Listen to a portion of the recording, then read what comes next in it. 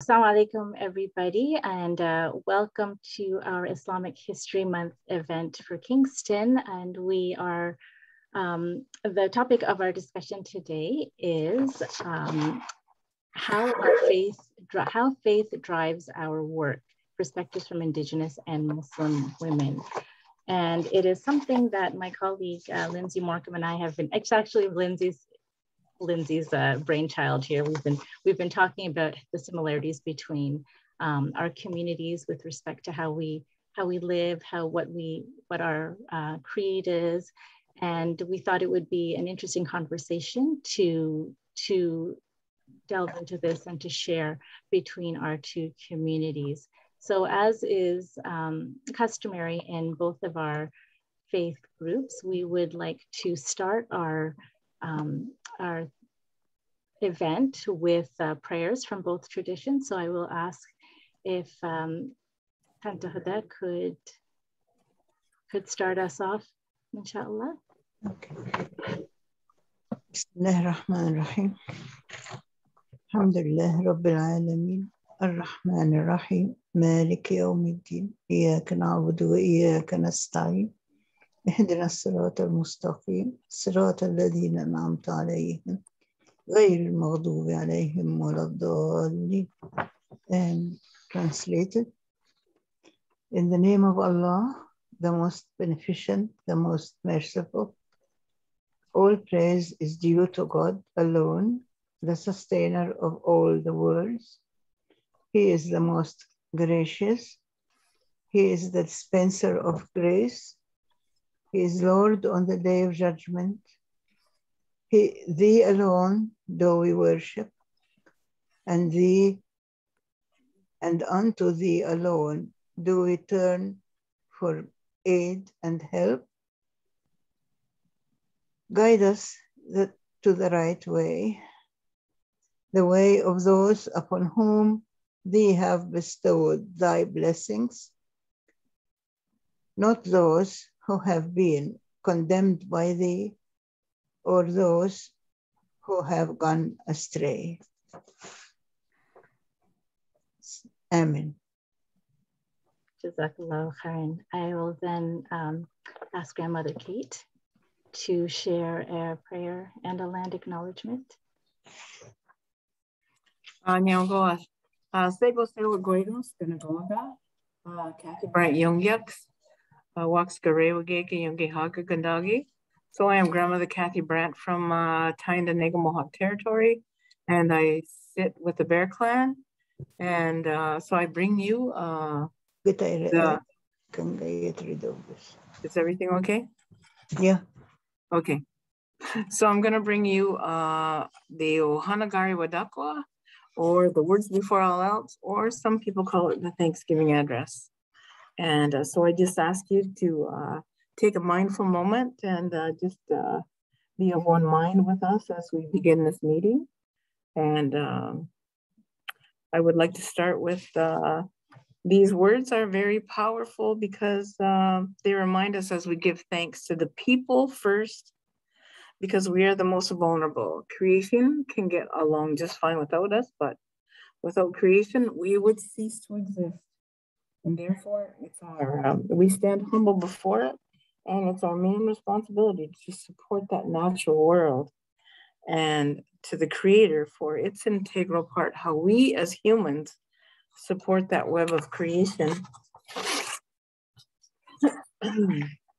So today, we gather our minds together and we offer greetings and thanks for the people, because we have been given the duty to live in balance and harmony with each other and all living things. And we are grateful that there is still so much love in the world. And you can say this with me if you want. And now our minds are one. So we gather our minds together and offer our greetings and thanks to all the things upon the earth, all the green and growing things, the medicines, foods, plants, trees, shrubs, grasses, and also the waters and the life within the waters, and to our relatives, the animals. And now our minds are one. We gather our minds together and offer our greetings and thanks to all the things in the sky, the birds who sing their beautiful songs, the winds that come from the four directions, our elder brother the sun, our grandmother the moon, and our grandfathers the thunders and stars in the heavens, and now our minds are one. And now we gather our minds together and offer our most choice greetings and thank to Singuia Diso, the creator of all things, and now our minds are one. And this is where I ask if there is anything that I have forgotten, that you give such greetings and thanks in your own way. And now our minds are one. And now I'll say the land acknowledgement.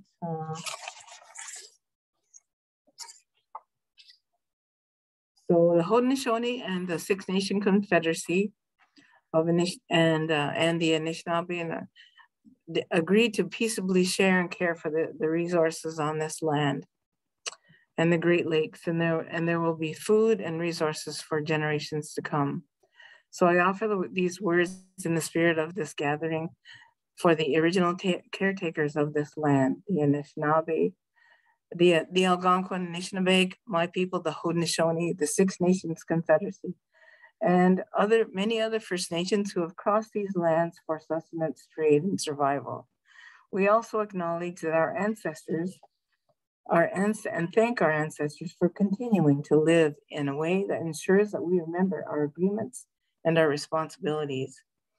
And it's important to acknowledge and pay respect to the ancestral and traditional territories and local Indigenous communities, because by doing so, we honor our Indigenous ancestors and the current stewards of the land, and that speaks to our personal, spiritual, political, and social relationship with the land and with each other. To be meaningful and respectful, a territorial acknowledgement needs to be intentional. And this is a time to give thanks and consider our individual and collective roles in the stewardship of Mother Earth and in the building of relationships between Indigenous people and the communities and the rest of the country. I encourage all of you to consider the land that we stand on today and think about how you are in relationship to it.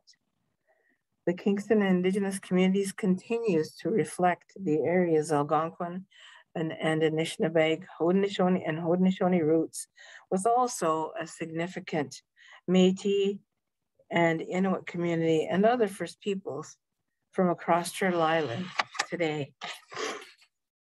And it is with deep humility that we acknowledge and offer our gratitude for their contributions in this community, having respect for all as we share the space now and walk side by side into the future.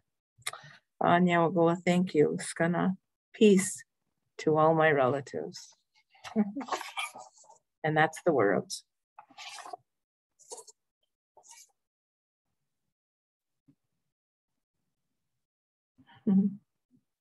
So I thought I would bring us all onto the table. In times not in COVID, I think we were imagining that we could all get together around a table with a cup of tea or coffee and some snacks and have a conversation. And so because that is not a possibility, this is the way we would like to gather. So I hope that you do have your cup of tea or your beverage. Add my tea. There you go. To start this conversation. And, you know, as with every gathering, we should all know each other. So my name is Mona Rahman, for those who don't know me. I was born and raised in Kingston. I am a Muslim, and I just finished a tenure of education coordinator at the Islamic Society of Kingston, but I'm also involved with the Islamic History Month Committee, both in Kingston and on the national board. I'd like to introduce you to my Tanta Hoda, Dr. Hoda Bayoumi. Dr. Bayoumi came to Kingston probably just right after my dad did. So my dad came in 1968, so it was probably in the early 70s. And I know this because Tanta Hoda, I think Tanta Hoda, you need to unmute yourself. Mm-hmm. It's muted. Yeah, yeah. So Tanta Hoda is I said we came in 1969. 69, there you go. And then I was born and Tanta Hoda named me. And she actually has a PhD in pharmaceutical chemistry, and she will correct me if I'm wrong. And then I was born, and she actually PhD. You might want to. She completed her PhD in Switzerland, raising 3 children. And is a hero of mine. And I think that she has always been a good example to our generation and the generations that came afterwards with respect to how we live our life with our faith within us, not as on the side. And then I will leave it. I don't know if Tante Hoda, if you wanted to say anything else as an introduction. Our faith within us, not as on the side. Okay. Bismillah ar-Rahman ar-Rahim. Okay, there is echo. I can't. Yeah. Okay. When Muna presented me with the idea of joining the conversation, she mentioned the question, or she put the question, how does faith affect or influence? Can you hear me? I can hear you, yeah, but there's also a background. I don't know if there's another device. TV on, maybe. Yeah, there was, but okay. It's not now. Okay. So the first thing that came to my mind is that I'm not working in anywhere or at anything right now. I'm retired, okay? But rethinking the whole idea, I thought that the word work means doing, acting. So in effect and in reality, we are all the time doing something, okay? With physical, mental, psychological, doing it alone, doing it in a team, doing it with family, with colleagues, with community, faith community at large, humanity in essence. So we are all the time doing. But how to face that challenge? How not to be intimidated by it? We need help. And from my Muslim perspective, Islam provides this help. How? By giving the infrastructure, by letting know the highlights that can guide us on this way. So the very, very, very fundamental base of Islam is the belief in God. And God in Islam is with us all the time and at any situation and any circumstance. He guides us, he loves us, he teaches us, he protects us. And so we don't feel lost. We don't feel being left to drift.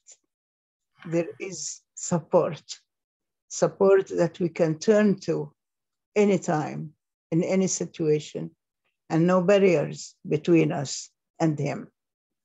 No need for any intercession between us and him. So this is on one side. On the other side, God is also watching us, looking at what we are doing, assessing us, and judging us. And so we should be alert of what we are doing and the consequences that it brings to us. So between assurance and alert, there is this balance needed to face the challenge of work, i.e. life. So that's the fundamental base. Now, we're looking at the question from a special angle, which, because I think the subject is huge if you look at it in generality, the angle that I thought I can talk about is that how does Islam teach us to interact with one another, how to relate to one another. In other words, how does it influence this connection between humans? Okay. And again, this is a huge subject. So I just want to highlight just few points that I think, to my mind, are important. Okay. The first one is that in Islam, we believe that all of us, all humans, are equal. No matter race, what prestige, what position, what wealth, all are artificial things. The more important and the essential is the core, is what's in the heart, what drives you to be a human. That in Allah's eyes, that's what differentiates us. It's not what we express, but what we really have inside us. And the idea of being different, either being brown, red, or white, or yellow, or any color, being rich or poor, having different talents, and so on and so forth. The idea is that we complement one another. Together, we will be able, if we are sincere, to achieve the person that is worthy of taking care of this planet that we are on, this precious planet, taking care of it, preserving it, and not wasting it in the way we are really doing right now. Okay. So from this perspective, working with another, we should be addressing this work or this relationship as equal to talking to equal. Respect, and if you expect respect, you have to offer respect. Okay, and that's so. It is a reciprocal relationship. Doesn't matter whether the person coming to me to be served is rich or poor, is of another race, of another gender, of any superficial, quote unquote, characteristic. Okay, so that teaches me how to be humble, how to be really appreciative of God's richness and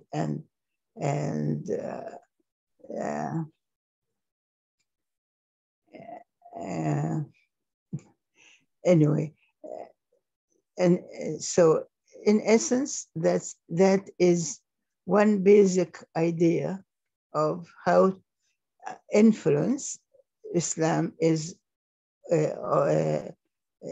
offering or teaching on how to relate to one another. And one of the means that we are taught about is how to speak to one another. And in essence, we are urged to use kind words. And Allah subhanahu wa ta'ala gives us the parable in the Quran in a beautiful verse that says, the parable of a kind word is that of a tree.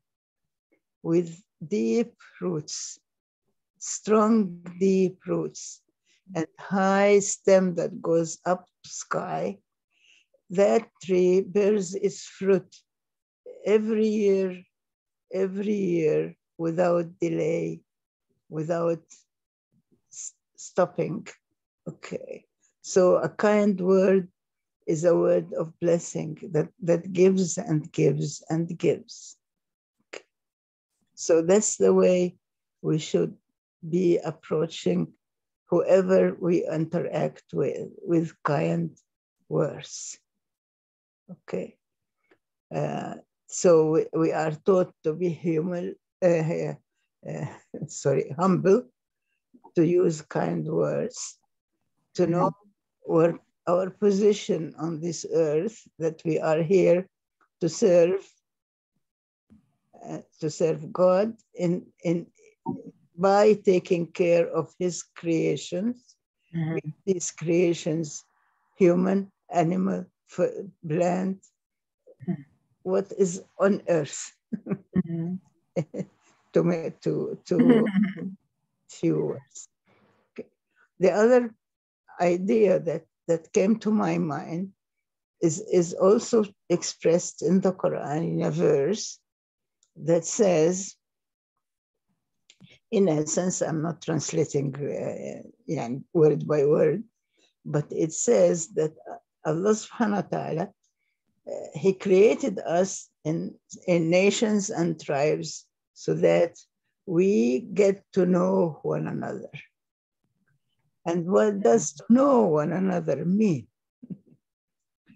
Not to say hello and goodbye, no, but to understand one another, to appreciate one another, to know that getting to know what others think, how others live, what others have endured, what history they have, what kind of science they got, what achievements, what in essence, know that knowing one another is an enrichment to everybody, us and them, okay?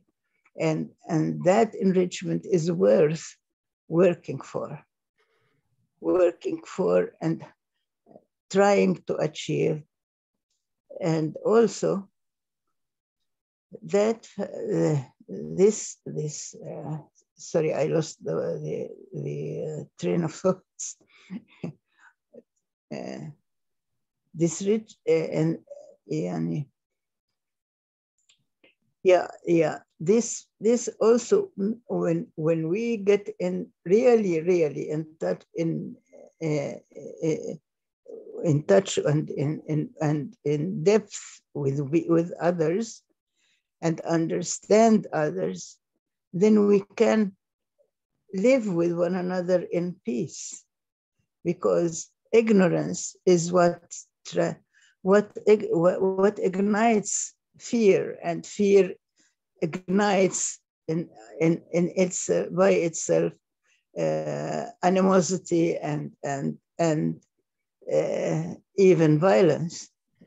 But when we really know one another and appreciate what everybody is offering towards the goodness, the common good of humanity, we can live with one another in peace. And history also gives us a very vivid example of that.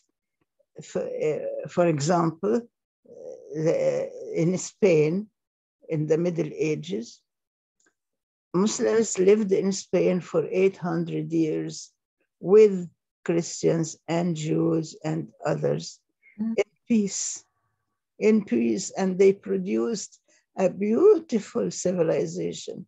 If you ever go to Spain, you'll be awed and amazed of what you'll see there. From yes, Kate, you want to say something? Okay, so And so the example is there, and we should be following it. And now I don't want to hog all the whole time. I think I'll stop here and open the place for everybody else.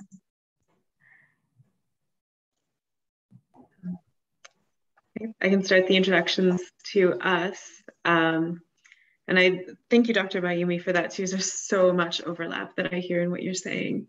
And I think that's really beautiful. I always love that talking with you too, Mona. So for introduction, ani bonjour kadang ko indejnakas, ma kwando dem. O magara ko indunjiba minwa wisakore algon ko nishnabe ko indagaye ndaptenman. So what I said was my spirit name is the Woman in the Bay. I'm Bear Clan too. And I say I'm from here because I grew up in Saskatchewan, but that's not my territory. And that's part of my spiritual journey, is having come back to this land and being able to live in, hopefully in service of this community and land where I feel like I've been called. So I'm new to the spirituality. I really only started this journey in my early 20s. So I'm a teenager when it comes to understanding. So that's why I asked Dona Kate to be here tonight. I'll let you introduce yourself professionally, but I just want to mention why I appreciate you so much. So Kate is a member of the Kingston Grandmothers Council. So we're a really interesting community because we have the dish with one spoon and we really try to live that in everything we do. And so we've got this Grandmothers Council, are just like wise, recognized women. I think there's 10 now, I heard. I know. And so we've got these wonderful women who kind of provide governance really for us and direction. Us younger women watch and we talk about how we can learn how to live, learn how to live a good life, because these women are so strong and wise. And we've also worked together, Kate and I, for the Kingston Indigenous Languages Nest for, I guess it's like 8 years now that we've been doing. Right? Imagine that. And we have produced miracles, I think, through Kiln. So Chimigwach and Nyongwa for everything you've taught me and the example that you set and the work that you do. You're so welcome. What our people have not grown up with our languages and culture, which is why we have a language nest, which is why we had to have a grandmother's council, because, you know, what as urban Indigenous people are, we don't, you know, have a Indian Act territory, you know, to guide any way of living. So, so we've had to develop all those things ourselves. And so learning our self-identity is like #1 thing that you need to do as soon as you are ready. And not everybody is ready to learn who they are. Yeah.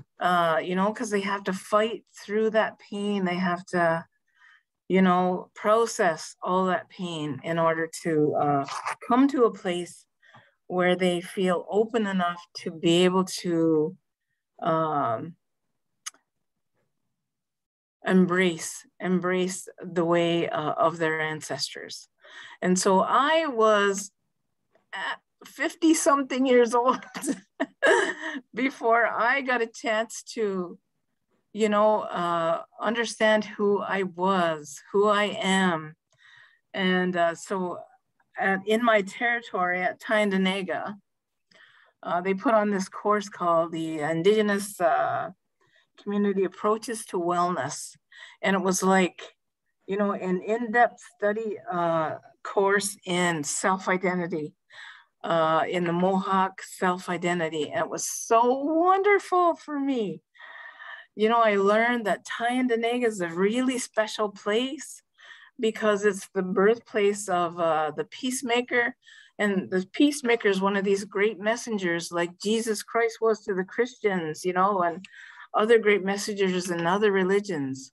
He's like one of those, so it's very special. And when I learned that, I thought, oh my God, I did not know that about Tyendinaga. And he came, the peacemaker came because we were not a perfect people. We were not living in a good way. You know, we were fighting each other all the time, and we had all forgotten our original instructions, you know, and so it was time for him to come and teach us the way of peace. And so what he brought us was the great law of peace. And so when he came, he gathered the 6 nations in this big umbrella called the Great Law of Peace. And so I wear this turquoise peace sign to remind me every day, I never take it off, to remind me every day that I must carry that great peace in my heart and mind, so that I will greet people, anyone who comes in front of me with great kindness and love. And so when I learned the qualities of our people once they embraced the great law of peace, like I don't know any other nations that live by a great law of peace. And it was, it's probably the first democracy that ever happened in the world, I would think, because it came in what they said maybe around the 1100s or something. And so we were living this great peace. And, you know, we really have to embrace that, because when they also brought the Wampum Belt Agreement, which is called the Dish with One Spoon, what I talked about. So this agreement called the Dish with One Spoon, it was so all of our nations could have the resources and not fight anymore about it. Because after a particularly brutal war, everybody was like exhausted, and we came together and said, this is enough. We have to stop. We have to stop. And they put this Dish with One Spoon, Wampum Belt Agreement together. And so that means once it was together, we all had to come together and have a feast about it.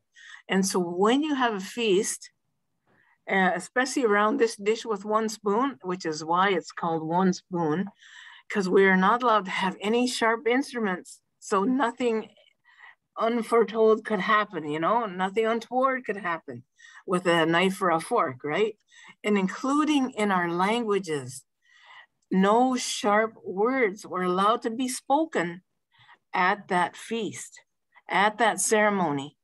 And so when it come time to me to start to learn my language, my instructor took probably 3 hours of our class time to help us to understand that when we ask a question, our voice needs to go up and come back down so it doesn't sound accusatory, because that would mean like it would be sharp words, right? And so when I said my greeting, Segos Ganagoga, Segos Ganagoga, that means, are you still carrying the great peace? That's what I'm not saying hello. I'm not saying, you know, anything else. I'm saying, or greeting, I'm saying, do you still carry the great peace? That's what I'm saying. And so, you know, because it was survival times, right? So you know right away if that person is a friend or a foe, right? And because we're carrying the great peace, it is our responsibility to help them if they do not carry that great peace, to help them find that peace. And so when I was doing my research, I found out that when we did have wars with other nations, we would take captives, right? But when we took those captives, we didn't make them slaves. We made them our family, because the reason we took them was because they looked like maybe one of our family that was killed in a previous war, right? And so that would be why we took them. And so when they came, we taught them to live the great peace, and most of them did not want to leave because they embraced that way of life. And so this is what we are trying to get back to with learning that self-identity, because it's so important. Such great qualities that we carried in those rich ceremonies that we held, that were like wraparound care, like our grieving ceremonies are so they're so full of love, because we live in clan systems, and our clan systems depend on are followed by the women. And so because I sit with the Bear clan, my children are born in that Bear clan. And so if anyone dies in our family, so that means the Bear clan is grieving. And so that means there are two other clans that live in my community. There's a Turtle clan and a Wolf clan. Those two clans would come and embrace our family and make sure that we had the sacred fire going, because it goes for 10 days when there's a death, to make sure that we had food that was brought in for anybody and our company who came to grieve with us, to make sure that our house was tidy so it was ready for guests when they came to grieve with us, and to help us listen at the fires and talk at the fires, because that fire was specific for grieving. And so me as a grieving person, it was my responsibility to just feel that grief for solid 10 days, nothing else. And so everyone else did that wraparound care to take care of all of that.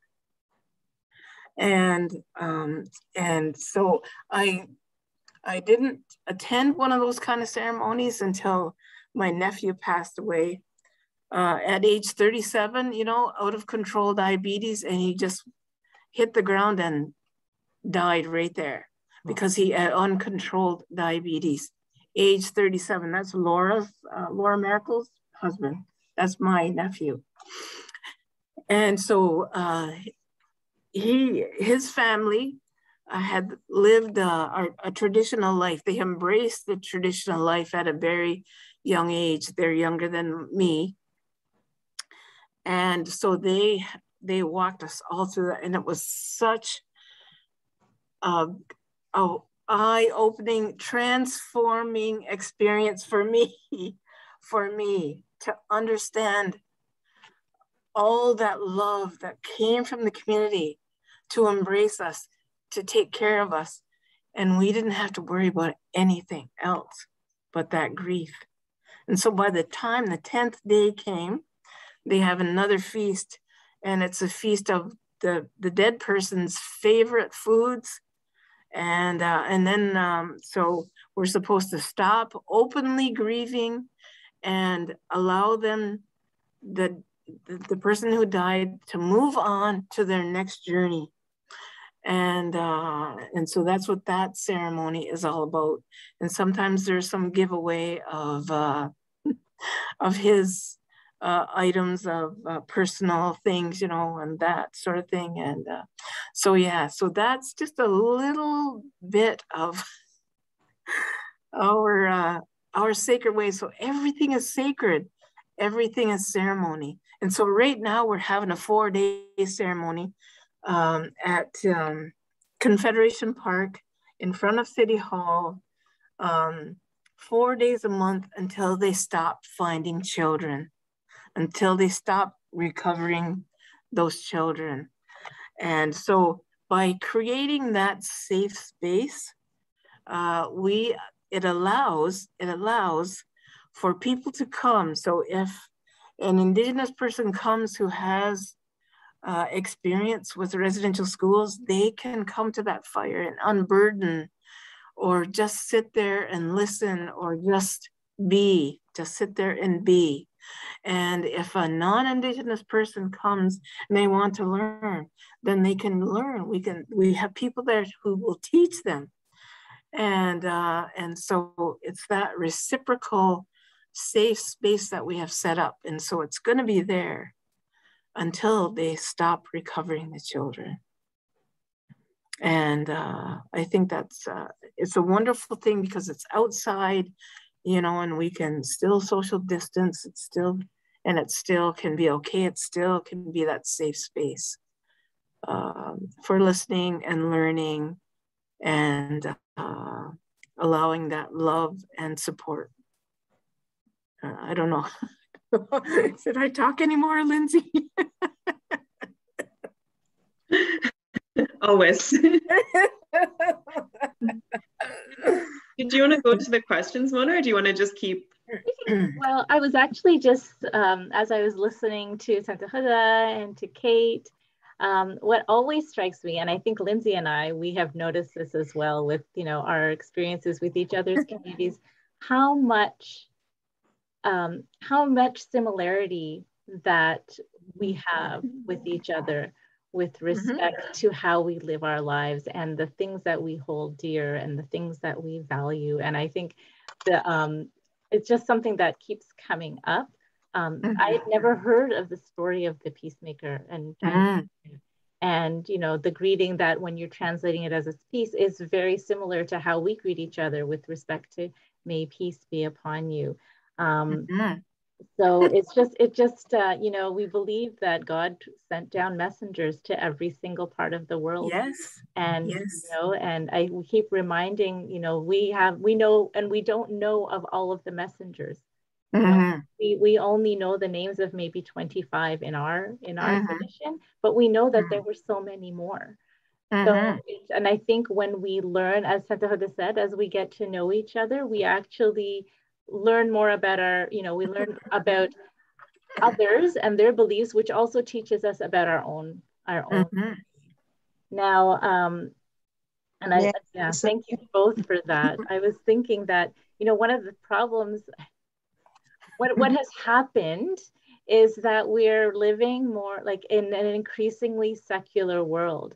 And so to live our lives the way that we do, it's kind of weird, you know, and it's hard for people to understand why we do that and why, and it's become, and I'm finding this more as of late, that it's getting hard for people of faith to live our lives the way that, you know, we wish to live our lives, because for us, it's very clear from both Santa Hoda and from Kate that it is our faith that underlies the driver for how we live. So, like, we're not the one day a week. We're not one day a week people. It's something that affects every single aspect of how we do things. So like I was gonna say, and I think Lindsay and I have talked about this, is like, you know, one of my favorite chapters of the Quran, I shouldn't say favorite because you shouldn't the other ones. But many years ago, one of my friends, Kathy Bullock, who's Queen's alumna, and I think she actually lived with the Bayoumis when she first came from Australia. She asked women from North America to share their experiences with respect to activism. And I found that very interesting, because I said, you know, the way I live my life is not activism. These are not like the things that we do outside, like that others make like extracurricular. Because, you know, in the Quran, there's a chapter called it's Walast, so it's about time, and it translates as, by the token of time, verily humanity is in loss. And when I translate it for the kids, I say, verily all you people are a bunch of losers, except those who have faith and do righteous deeds and join together in the mutual teaching of truth and patience and constancy. So in listening to you, Kate, this is what I'm hearing. And that's the thing, is like, it's not just enough to have faith. That faith has to be coupled with good deeds. So I don't know if that's how I have found that's how I have been taught to live my life from, my parents, and my parents that are my biological parents, my parents that are my faith parents. This is the way that we've been told to live our lives, and that you're constantly doing good deeds. You're constantly putting your best foot forward also, and looking at the people around you. But Lindsay, I don't know, because we've talked about this. Yeah, and I think like that is an interesting thing, because as I understand it, like you can't secularize Anishinaabe culture. No. Like it is faith, and the interconnectedness of it all feeds everything. And so like that's kind of funny sometimes at work that like, well, can you do this, but like not secular, like do it kind of secular. No, like it's everything. You can't take the faith out of it. And it does inform for me like everything that I try to do. I do believe that I've been called to this place, and I'm really proud of that. And so I'm grateful to be able to keep learning, because as I understand it, and Kate, like totally correct me if I'm wrong on this, but the whole reason we're here is just to learn, right? Like we come from the spirit world, and we occupy this physical space so that you can learn what it means to be physical and have these experiences. And so like, if you do things that are not productive to that, you're not learning. And so I think that's part of it too, is just trying to always be growing. And to grow, you need to have those qualities of like love and wisdom and understanding. So we try. And you got, sorry. No, I just wanted to say something. When Kate was talking about peace, we also, as Muslims, join in trying to live in peace and to offer peace. Yeah. And, as exampled in our greetings, when we see anybody, we say Salaam alaikum, which means peace and mercy and blessings of Allah God is with you. So we are always offering peace. That's cool. That's great. If you offer that greeting, you get a good point. Yeah. Considered as one deed, one good point. And if you reciprocate with saying wa alaikum assalam and peace be on you, 3 points. So peace is hopefully one day peace will be the core of the relationship of humanity. Yes. I think you wanted to say something. So Moni, you see that medicine wheel behind you with all the colors of man on there? Yes, I was trying to get it smaller so we could see the whole thing. I don't know how to do that yet. So just to let you know, like that's a Anishinaabe teaching, but we have all embraced it because we relate to it so much. It resonates with all the nations and how we live our lives in that circle way. And in that circle is all the colors of man. So that means we, and they're all equal colors, right? We see everyone as equal. That's why they're all in equal amounts of color. And so when we sing for all those colors.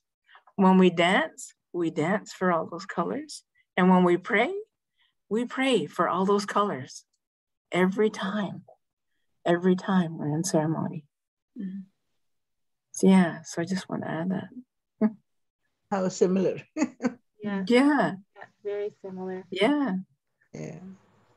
So I don't know, because as I said, we're living in an increasingly secular world. I mean, we see this, I mean, one of the most pronounced examples of this we see, I'm going to pick on Quebec, is Bill 21, where they're preventing people from showing, wearing religious symbols in public, especially if it has actually prevented people from doing what they love, their work. So, and I remember way back when I was early in graduate school, one of my mentors who is, and I think he did it sort of to make me think.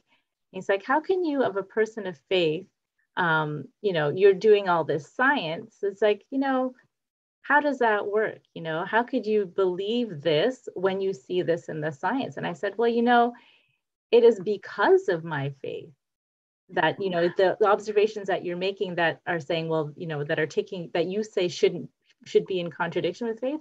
It's because of those things that increases my faith. It's because of my faith that I went into science, because God tells us to observe, to look around you. You know, these are signs for those who reflect. But, you know, so, you know, that was the one person. But I found that, you know, one of the problems that you have as a person of faith, especially in science, is that you're not being people don't take you seriously. Because there's this, you know, there's this misconception that science and faith are at odds with each other. And I mean, there are very many layers as to why people might not have been taking me seriously, you know, oh, woman, you know.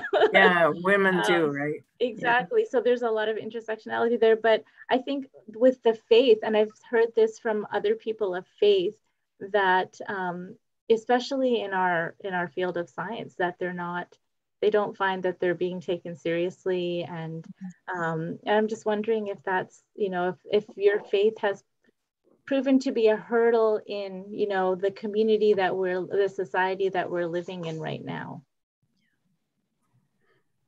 Not for me, no. So great. Yeah, so all my learning since my 50s to now, I'm going to be 70 soon. And so I got to work at our vaccine clinic, and our vaccine clinic started March 9th and ended August 13th. And so during that time, as soon as we opened the vaccine clinic, it was the specific one at Weller for Indigenous people, right? And others, you know, to fill in spaces as well. But it was specific for Indigenous. And so I thought, okay, this is a great opportunity to meet the community. Let me go there and let me engage, because there's that 15-minute waiting period at the, you know, at the end of your needle there that I could capture your attention. So this is what I did.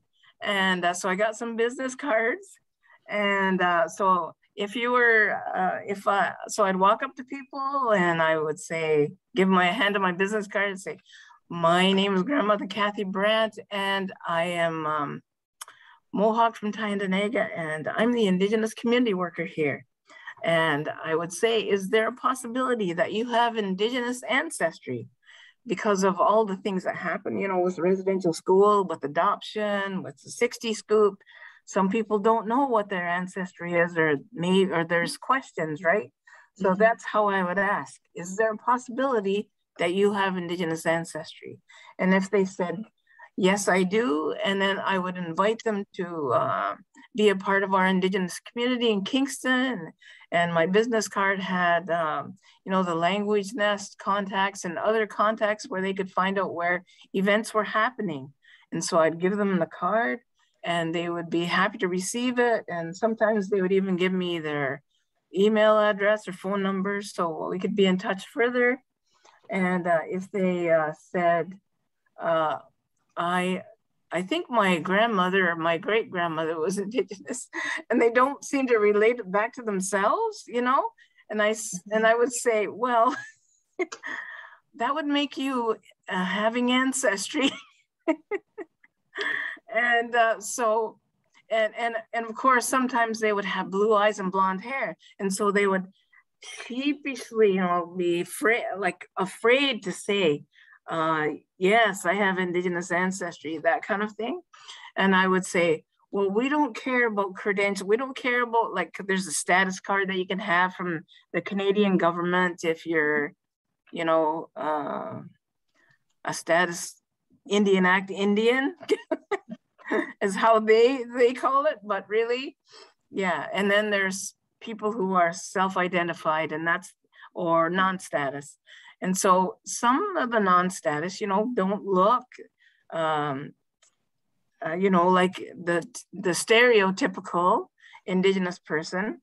And so that's when I say, you know, we don't care about those credentials of a band card, a status card, or a Métis card. We just care if you have ancestry, because we know that if you have ancestry, the chances of you developing a chronic disease at an early age is very high. So that would make you a priority to get the second vaccine. And this is how I would let them know that. And so sometimes, you know, they would start to cry because they had never been told that they belong to any kind of a community, because they grew up not knowing like their identity, no language, no culture, and nothing on the horizon, right? So I was the first person to tell them that you belong, you are worthy of being in this community. And so, and if they were non-Indigenous, then I would take the opportunity to educate them about, you know, the fact that, you know, we develop chronic diseases at an early age, and most of the non-Native people would, you know, welcome that education. Well, thank you for letting me know. I wasn't aware of that. And so now during that vaccine clinic, that's when they started finding and recovering the children, right? And also that's when the brutality happened in London, Ontario. And so as soon as I found out about the brutality in London, then when I knew that, you know, when I'm greeting the Muslim people, because they're visibly Muslim, right? And so I would give them my card. I'm Grandmother Kate Brant, and I'm the Indigenous community worker here. And I would say, I am a First Nation person of this land. And I want you to know that I'm so sorry about the brutality that happened to Muslim people in London, in this country. And I would say, I want you to know as a First Nation person that we believe you belong here. You are welcome here. We are stronger together, and we share some of the same struggles. And some of them would start to cry too. And they would thank me, and thank me so much for saying that, because they had not heard that either. And so I took it upon myself to say that to every person that came through, every Muslim person that I could identify and come through. And so I believe that all my learning, all my learning of my culture prepared me to do that job between March and August. And because I'm almost 70, I was working 12-hour days, 6 days a week while that clinic was on. And so it was not like work. It was so, it just filled my heart every day when I would touch people with that, with, you know, the statement that I would tell them. And so if Creator sent me here only to do that job, I would, I believe that I have done that job, because it was so rewarding for me because of that reciprocal relationship and reactions, right? And so the faith or whatever, that, you know, that great peace that I carry has never gotten in the way of my work. Never, never. Not since, for the past 8 years that I've been working for Kingston Community Health Center. Thank you so much for asking, Yaugoa. And I think that's important. So even though we have these, like, as I hope you don't think that I was detracted from that, but oh, no. I think you've really exemplified how, you know, even though these attitudes or whatever come about, it doesn't affect the way that we live our lives. And I'm so grateful to you that, you know, you took that effort to say that, you know, you belong. Because I think as Muslims, we don't, there's two things, you know, it's being a minority in this country, and people think that we're relatively new, where we're not relatively new. You know, we've been here for hundreds of years. Yes. But also I think, and Tante Hoda, maybe you might have something about this, that we don't believe that, I mean, we as Muslims believe that God created us, we created humans to be a caretaker of on earth. And so that's all of the world. We're not, you know, even though you're born in one place and move to another place, it's, you know, we have a responsibility wherever we are to take care of the earth, as Tante Huda said, and those around, those living on it, all of creation. That's one of our duties. And I think for the Muslim community, which is a relatively, you know, we think where, and there are a lot of people that are new to this land, that there's that loss of identity. They're not really sure where they fit in. And I see that with, as you said, with some of the Indigenous youth, that, you know, you've lost your sense of identity for external factors. Yes. And I think, you know, that's one of the things that we want to instill in our youth, in that, you know, you might not look like everybody else, but you belong. You know, you're a human being of this earth. And I like to say that the Prophet Muhammad said that, you know, Islam came as strange and will leave as strange. So glad tidings to the stranger. It's okay to be different. And I think that, you know, your community has been here for thousands of years. And it boggles my mind as to why, you know, this is the identity of the people that have been here for thousands of years. So for our youth to have lost that sense of identity is a travesty. And they're so lucky to have people like you as the grandmother to remind them of who they are. Yeah, so I'm sort of on a mission, you know.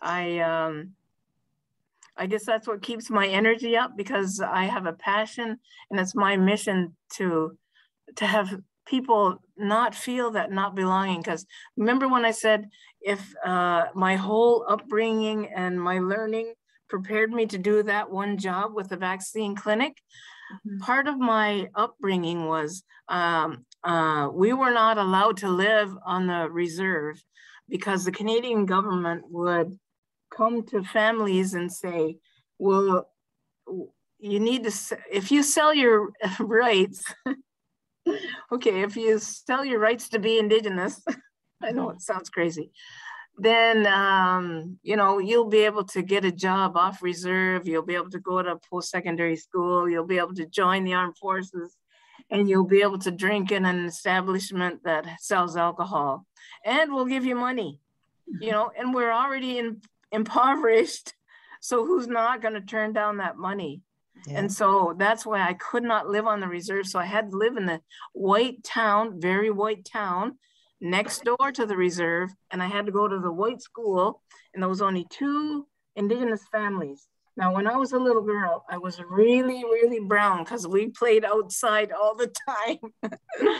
And so, you know, there was only 2 brown families, and the other family, they had a daughter with, she had a hair lip, a cleft palate, and a limp. So just put a target on her back, and she was brown. So to put a target on her back, so I managed to organize the school ground to come. There's kids on the school ground to come and get me if anybody hurts, you know, this little girl. And so they would come and get me, and I would just pull those kids off for her. And these are kids that, so I was, you know, embraced into the church. You know, we were embedded in a church at that time. And I'd be getting these kids off of this poor little girl, and I say, I see you at Sunday school, and I don't think Jesus would like you to be doing any of this.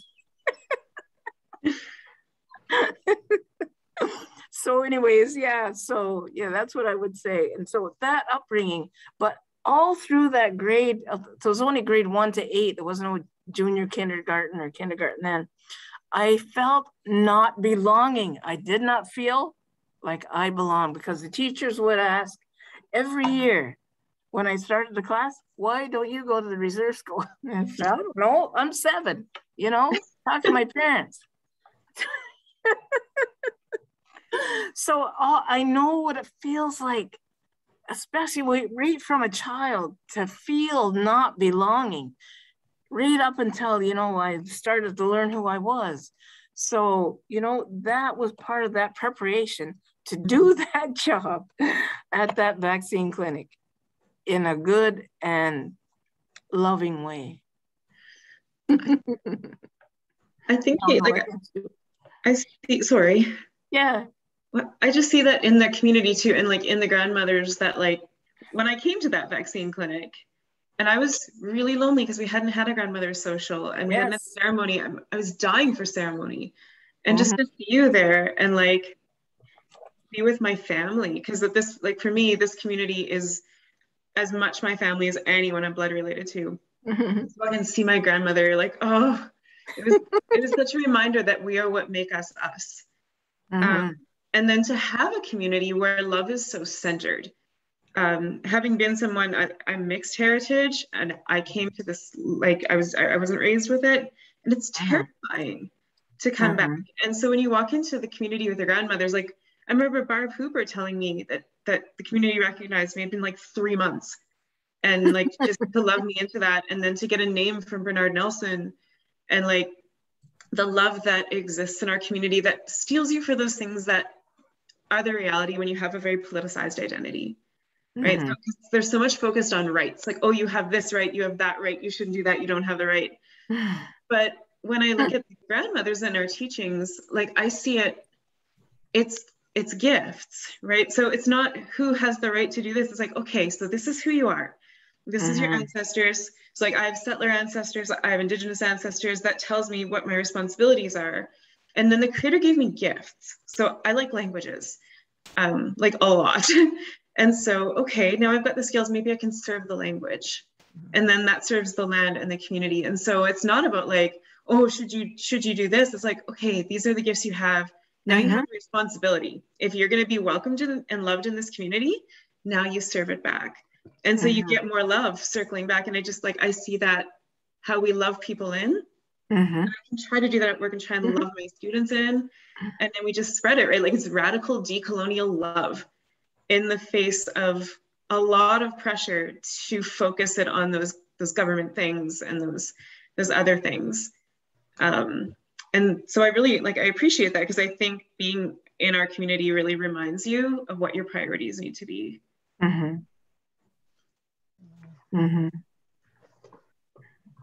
I can see that, you know, this can go on forever. I mean, Lindsay and I talked for an hour without even realizing it one time. Our quick planning meeting. I know. So, I mean, you know, as you alluded to, Grandmother Kate, you know, both of our communities have, I mean, and I'm not even gonna compare the things that our community is going through with the things that First Nations peoples have gone through in this land for so long. And, you know, I see you and you're always laughing. And in this 1 hour that I've seen you, you're always happy, you're always smiling. But these events, the tragedies that have occurred in history and currently, they're very difficult to deal with. But I think, I mean, speaking for myself, when we are going through problems, I think we all tend to, and I'm going to guess this is the case with everybody on here, that we turn to our faith to be the anchor that takes us through the devastation. And especially when we see things like oppression and injustices happening around us. I mean, for me, and I remember when I was in Islamic school, when I was a kid, we would have to, so Uncle Bayoumi would ask us to recite a saying of the Prophet. And I always had this one that I'd switch up with my friend every once in a while, because we have to do different ones. But it has stuck with me in that the Prophet Muhammad, peace be upon him, had said, if any of you see something abominable or an evil act, that you should stop it with your hand. And if that doesn't work, and I'm paraphrasing here, if that doesn't work, then you stop it with your tongue. So you write about it, you speak out about it. And if that doesn't work, then you hate it in your heart. But that is the weakest of faith. And I find nowadays we're all hating things in our heart, and we need to elevate that and get up into the higher levels of, and these are all levels of faith. You know, the weakest is to hate it, but the higher level is to speak out against it if you can. But the highest is to do something about it. So that's how I see things. And I know there's also in the Quran, it tells us, you know, do you think that you would be told that you would not, that you believe and that you would not be tested? So these tests that we have are part of life. They're tests. And another one, I had an illness a while ago, and these are the things that would go into my brain. And the other thing that kept going through my mind is that Allah favors his servants through hardship, because we believe that if a believer suffers anything, even if it's like the pricking of a thorn, that God will forgive one of their minor sins on the day of judgment and in the next life. So it's that hardship is a means of purification if you're patient and what have you. So those are the things I have in my toolkit from my faith that help me to overcome, you know, sometimes things that just, you know, are just so devastating that are happening either to us individually or to our communities. But to open that up to all of you. Well, the first ceremony that we had was for 9 days because it was 215 children. And so City Hall allowed an hour for each child. And they also allowed us to bring, donate little shoes to put on the steps to represent the children that were recovered. And so that ceremony was like 9 days. So, and they also put orange lights on the City Hall at night, you know, for the, the orange shirt day kind of thing, but it was every night for 9 days. But my teachers tell me that, you know, when we have that grieving ceremony, we always, even when we're not in ceremony, we need to always be paying attention, always be present, because the world is trying to tell you stuff and you need to be present to hear it, to see it, and you'll know what you're supposed to do. And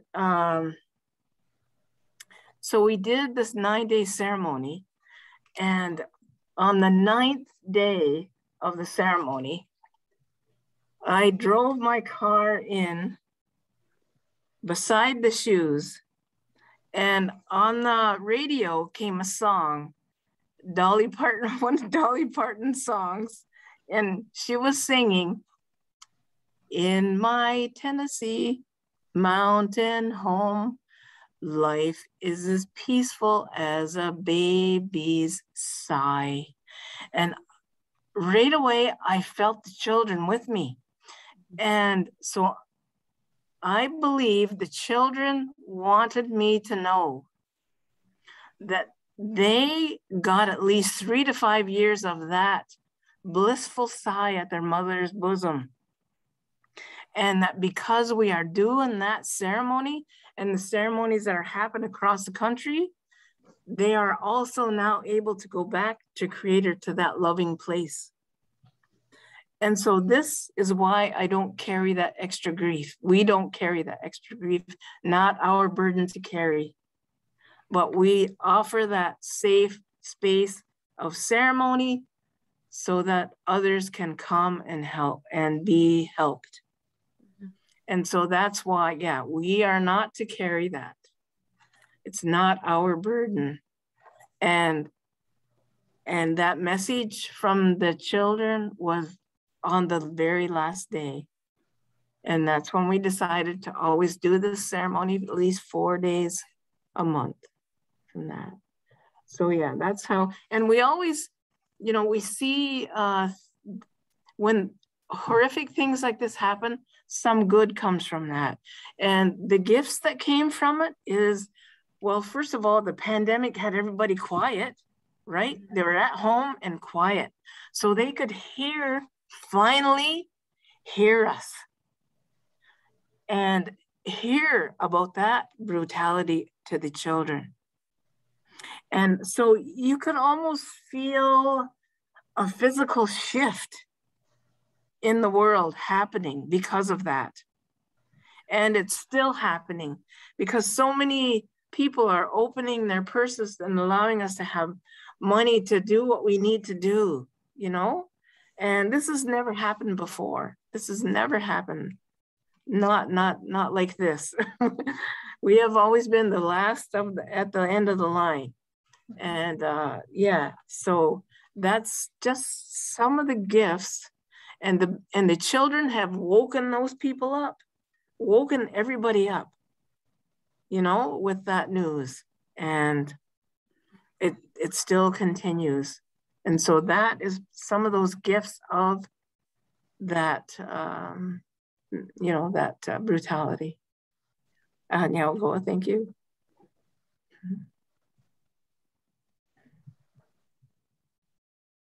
Tante Hoda, did you have? I see you getting up. So. Does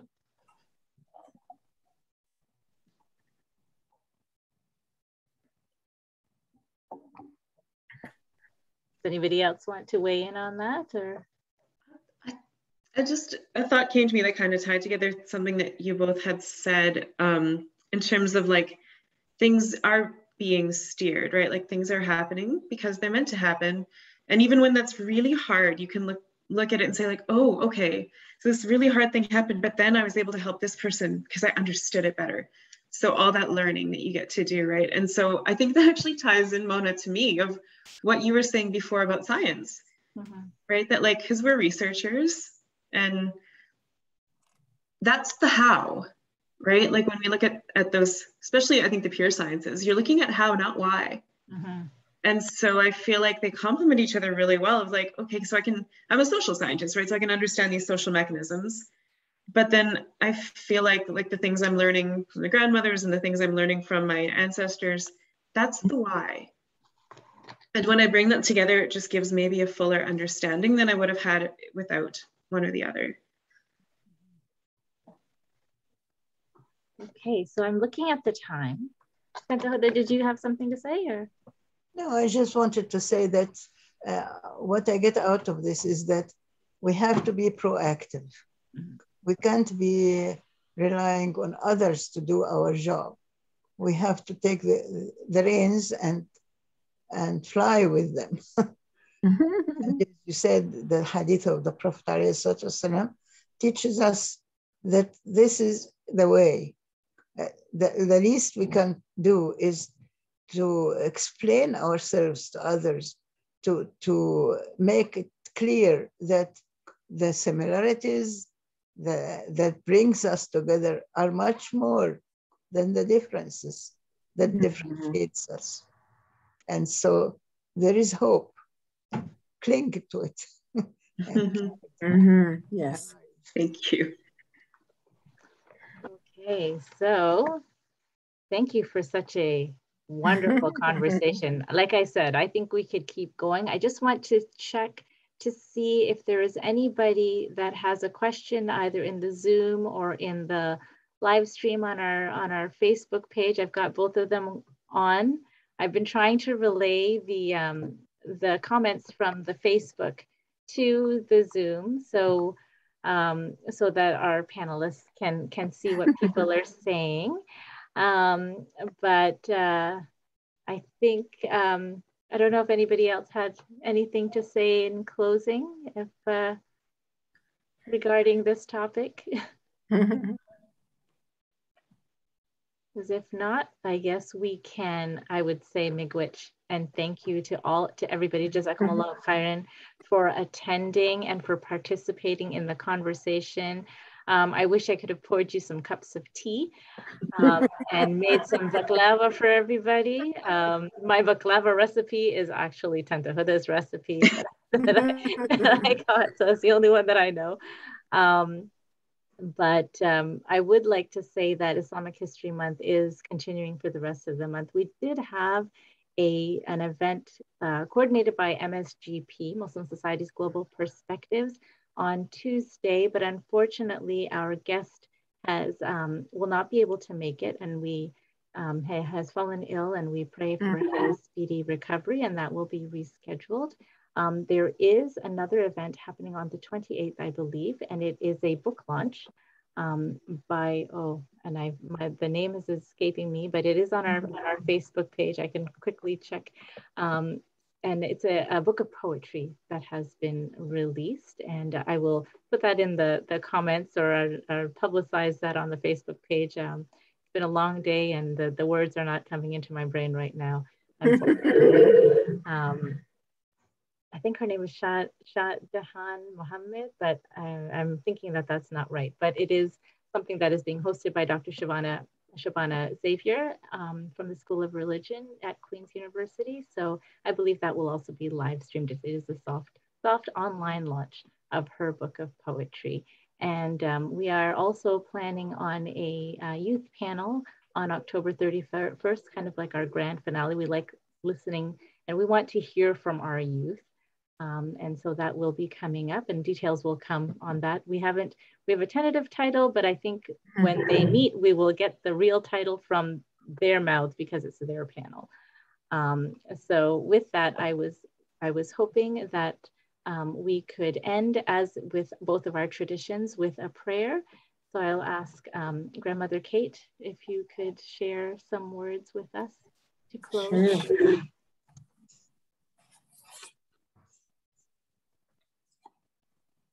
So we have, I would like to bring our minds together and give thanks for all of creation.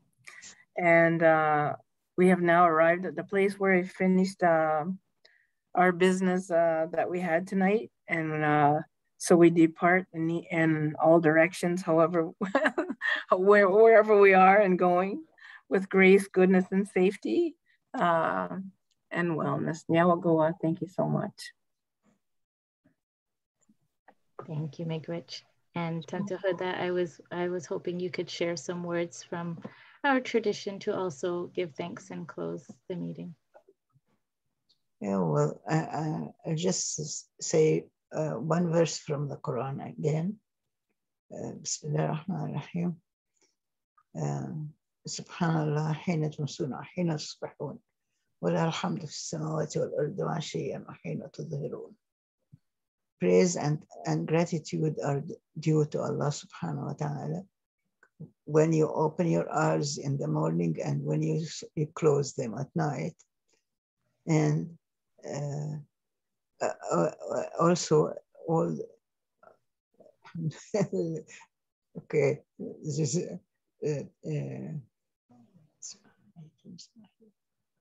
yeah, and praise and gratitude are to him, whether it is early morning or late in the evening. So, alhamdulillah, meaning gracious and gratitude to Allah subhanahu wa ta'ala. So with that, once again, I thank you for attending in all the various places that you're attending from. I know not all of you are at home. We do appreciate you zooming in to have this conversation with us. And I hope we can do this again sometime. Yes, that'd be wonderful. Yes, in person. Yes. In person, inshallah, God willing. And just to let everybody know, the ceremonies happen around the full moon at Confederation Park. Everybody's welcome to attend. Okay, so and full moon would be near the 10th, near sort of the middle of the Islamic months. So oh yeah. As you know, the new moon is the start of a new month in the Islamic year. So we should keep track of that usually. So thank you once again to everybody, both who's participating and those who are listening. Assalamu alaikum wa rahmatullah. Alaikum assalam. Good night. Thank you. Pamapi.